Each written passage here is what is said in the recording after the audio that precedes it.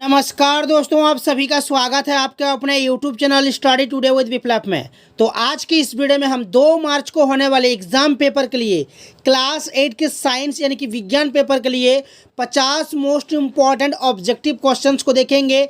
MCQ type के सवाल को देखेंगे। ये ओरिजिनल क्वेश्चन पेपर है। ये क्वेश्चन पेपर कल एग्ज़ाम पेपर में 100% आएगा।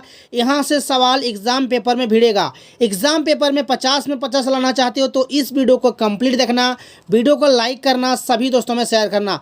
तो चलिए फटाफट वीडियो को स्टार्ट करते हैं। इससे पहले इंग्लिश का पेपर देख चुके हैं, मैथ का पेपर देख चुके हैं, सोशल साइंस का पेपर भी देख चुके हैं। एक एक करके सभी को देख लीजिएगा। ये हमारा साइंस का पेपर है, 50 वायरल प्रश्न है। रिवीजन कर लीजिए। 50 ऑब्जेक्टिव सवाल एग्जाम पेपर में छपने वाला है। तो चलिए स्टार्ट करते हैं। पहला सवाल कि निम्नलिखित में से सबसे छोटी कोशिका कौन सी है? माइकोप्लाज्मा, अमीबा या फिर अस्थि कोशिका या फिर ऑप्शन डी में है दोनों।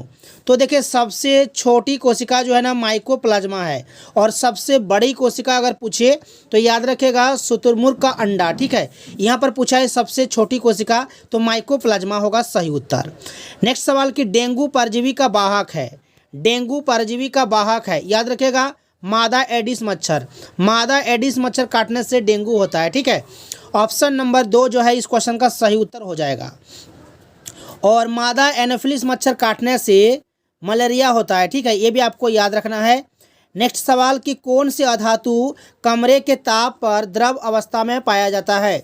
कौन सा अधातु कमरे के ताप पर द्रव होता है? तो याद रखेगा ब्रोमीन। ठीक है, यहाँ पर अधातु पूछा है, अगर धातु पूछ दे तो याद रखना पारा होगा। ठीक है, यहाँ पर अधातु पूछा है तो ब्रोमीन होगा सही उत्तर। विद्युत सेल में कितने टर्मिनल होते हैं? तो याद रखेगा 2 टर्मिनल, धन टर्मिनल और ऋण टर्मिनल। आदर्श ईंधन का गुण नहीं है। कौन आदर्श ईंधन का गुण नहीं है? सस्ता, महंगा, सहज उपलब्ध, इनमें से कोई नहीं। तो इस क्वेश्चन का सही उत्तर कौन सा हो जाएगा? महंगा हो जाएगा। ये आदर्श ईंधन का गुण नहीं है। आदर्श ईंधन सस्ता होता है, सहज में उपलब्ध होता है। बल है, बल क्या है? शक्ति, दाब, घर्षण या फिर अपकर्षण। तो यहाँ पर अपकर्षण हो जाएगा बल। ठीक है, अपकर्षण ऑप्शन नंबर 4। बल का ऐसा ही मात्रक याद रखेगा, बल का ऐसा ही मात्रक याद रखेगा, न्यूटन होता है, न्यूटन। समाप्त होने वाला प्राकृतिक संसाधन कौन है? समाप्त होने वाला वायु, सूर्य का प्रकाश, खनिज, इनमें से कोई नहीं। तो देखिए, वायु और सूर्य का प्रकाश ये नवीकरणीय संसाधन है, नवीकृत हो जाता है, बट खनिज नहीं होता है। ये समाप्त होने वाला संसाधन है। तो इस क्वेश्चन का सही उत्तर हो जाएगा ऑप्शन नंबर 3 खनिज। नेक्स्ट सवाल, वैश्विक गर्मी का कारक है। CO2, यहाँ पर CO2 हो जाएगा। ठीक है, वैश्विक गर्मी का कारक यहाँ पर कार्बन डाइऑक्साइड हो जाएगा CO2। आगे बढ़ते हैं नेक्स्ट सवाल की ओर। दूषित पानी पीने से कौन सा रोग होता है? टाइफाइड, खांसी, चेचक या फिर इनमें से कोई नहीं। दूषित पानी पीने से कौन सा रोग होता है? तो यहाँ पर टाइफाइड हो जाएगा ऑप्शन नंबर 1। नेक्स्ट सवाल, पृथ्वी के अचानक कंपन को क्या कहते हैं? पृथ्वी के अचानक कंपन को कहा जाता है भूकंप। ऑप्शन नंबर 1 सही उत्तर हो जाएगा। द्वितीयक प्रदूषक जैसे कि सल्फर डाइऑक्साइड, सल्फ्यूरिक अम्ल होता है, नाइट्रिक अम्ल होता है, रासायनिक धूल, कोहरा, ये सब। ठीक है, तो यहाँ पर द्वितीय प्रदूषक कौन सा हो जाएगा? सल्फर डाइऑक्साइड हो जाएगा। ठीक है, सल्फर डाइऑक्साइड जो कि ऑप्शन नंबर 2 में आपका दिया हुआ है। आगे बढ़ते हैं नेक्स्ट सवाल की ओर। प्रश्न संख्या 62 कि कोशिकीय श्वसन का सक्रिय स्थल।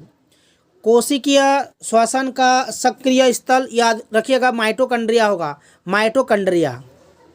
कोशिका की खोज कब की गई थी? तो 1665 ईस्वी में। ठीक है, कोशिका की खोज 1665 ईस्वी में की गई थी। किसने की थी? कोशिका की खोज किसने की थी? इसका आंसर सभी को कमेंट बॉक्स में देना है। ये जो क्वेश्चन है मैं पहले के वीडियो में आप लोगों को बता चुका हूँ। कोशिका की खोज किसने की थी, इसका आंसर सभी को कमेंट करके बताना है। आगे बढ़ते हैं नेक्स्ट सवाल की ओर। पेंसिल लीड बनाने में किसका उपयोग किया जाता है? सल्फर, सोडियम, ग्रेफाइट या फिर लोहा। तो पेंसिल लीड बनाने में किसका उपयोग किया जाता है? तो ग्रेफाइट का। ठीक है, ऑप्शन नंबर 3 होगा सही उत्तर। आगे बढ़ते हैं नेक्स्ट सवाल की ओर। कौन जीवाश्म ईंधन नहीं है? जीवाश्म ईंधन कौन नहीं है? कोयला, लकड़ी, प्राकृतिक गैस या फिर पेट्रोलियम। तो देखिए, यहाँ पर जो लकड़ी है ना, ये जीवाश्म ईंधन नहीं है, बाकी कोयला, प्राकृतिक गैस, पेट्रोलियम ये जीवाश्म ईंधन है। ठीक है, आगे बढ़ते हैं 66 नंबर का सवाल कि रगड़ने से उत्पन्न आवेश को क्या कहते हैं? तो स्थिर वैद्युत कहते हैं। ऑप्शन नंबर 2 जो है इस क्वेश्चन का सही उत्तर होगा। विपरीत आवेशों के बीच होता है, विपरीत आवेशों के बीच होता है आकर्षण। ऑप्शन नंबर 1 सही उत्तर हो जाएगा। हार्मोन क्या है? हार्मोन क्या है? रासायनिक पदार्थ। ठीक है, हार्मोन क्या है? यहाँ पर रासायनिक पदार्थ हो जाएगा ऑप्शन नंबर 2 करेक्ट आंसर। आगे बढ़ते हैं।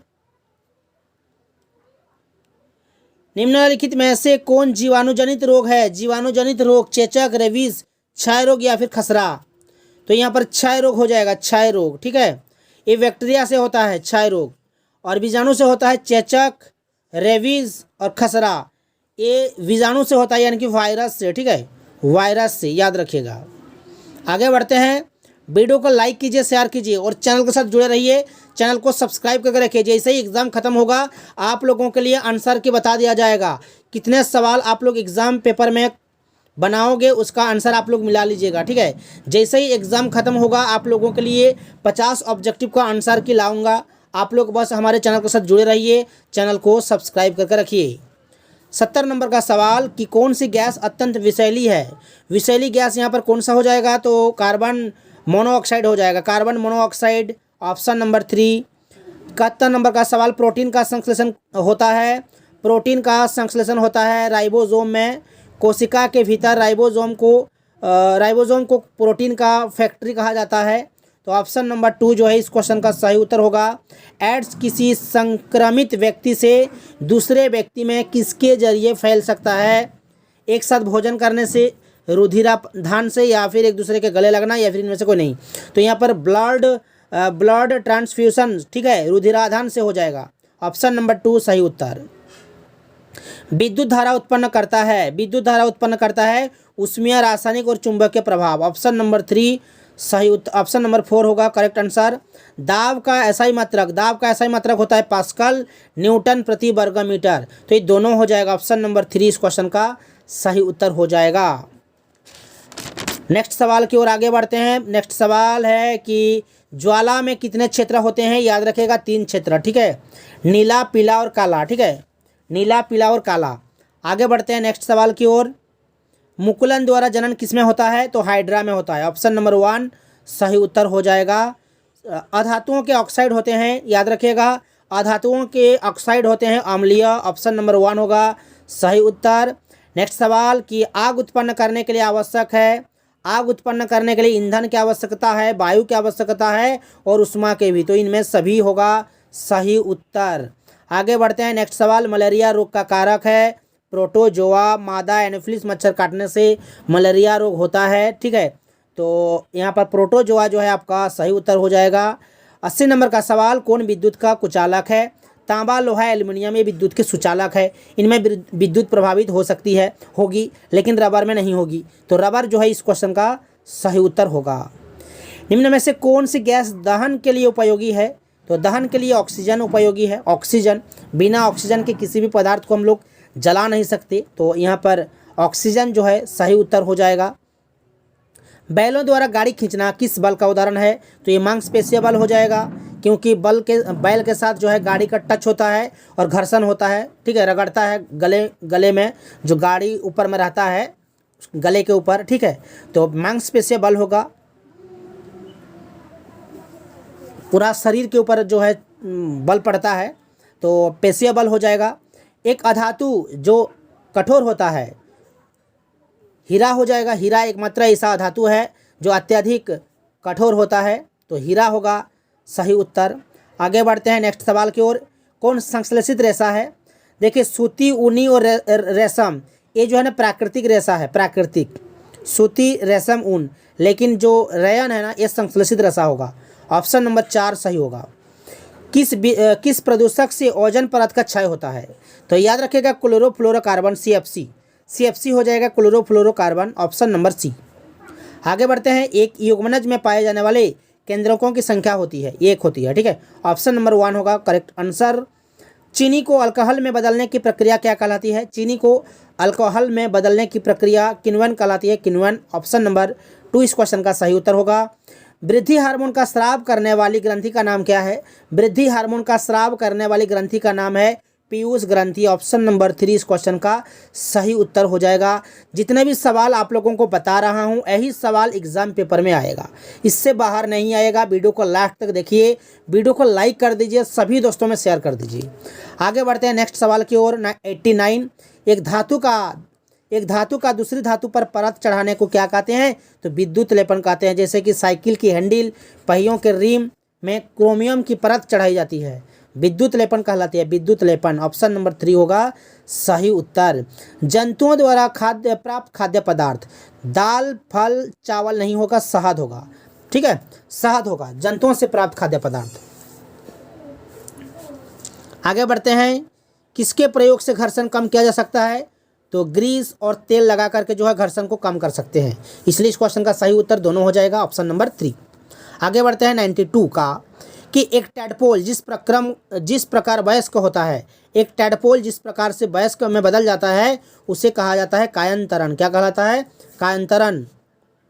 93, मानव का श्रव्यता परास, मानव कानों द्वारा 20 हर्ट्ज से अधिक तथा 20,000 हर्ट्ज से कम आवृत्ति वाला ध्वनि संसूचित होता है। ठीक है, मानव कानों में। तो 20 हर्ट्ज से लेकर 20,000 हर्ट्ज, ये आपका सही उत्तर हो जाएगा। क्लोरोप्लास्ट किस में पाया जाता है? क्लोरोप्लास्ट हरी पत्तियां में। ठीक है, हरी पत्तियों में पाया जाता है, तो ऑप्शन नंबर 3 हो जाएगा सही उत्तर। आगे बढ़ते हैं 95, कि आवर्तकाल का ऐसा ही मात्रक क्या होगा? आवर्तकाल का ऐसा ही मात्रक याद रखेगा, सेकंड होता है, सेकंड। 96 का 1 किलोग्राम भार किसके बराबर होता है? याद रखिएगा, 1 किलोग्राम भार 9.8 न्यूटन के बराबर होता है। सुविधा के अनुसार इसे हम लोग 10 न्यूटन मानते हैं। ठीक है, तो लगभग 10 न्यूटन। ऑप्शन नंबर 4 जो है इस क्वेश्चन का सही उत्तर हो जाएगा। आगे बढ़ते हैं नेक्स्ट सवाल की ओर। आपतन कोण परावर्तन कोण के बराबर होता है सदैव। ठीक है, आपतन कोण और परावर्तन कोण सदैव बराबर होता है, याद रखिएगा। श्वेत प्रकाश में कितना रंग होते हैं? तो 7 रंग होते हैं, याद रखिएगा। 99, किसमें बाह्य निषेचन होता है? कुत्ता, बिल्ली, मेढक, मनुष्य। तो मेढक में होता है, पानी के अंदर बाह्य निषेचन होता है मेढक में। ठीक है, और कुत्ता, बिल्ली, मनुष्य ये आंतरिक निषेचन है। तो लास्ट सवाल देखिए, जंतु कोशिका में क्या अनुपस्थित होता है? जंतु कोशिका में कोशिका झिल्ली, केंद्रक, कोशिका भित्ति या फिर जीव द्रव्य। जंतु कोशिका में कोशिका भित्ति अनुपस्थित होता है। कोशिका भित्ति जो है ना, पौधे कोशिका में ही पाया जाता है, इसलिए इस क्वेश्चन का सही उत्तर होगा ऑप्शन नंबर 3। तो ये था 50 मोस्ट इंपॉर्टेंट ऑब्जेक्टिव सवाल। जल्द ही आप लोगों के लिए हिंदी का पेपर अपलोड करने वाला हूँ। आप लोग बस वीडियो को लाइक शेयर कीजिए और चैनल के साथ जुड़े रहिए। तो मिलते हैं नेक्स्ट वीडियो में।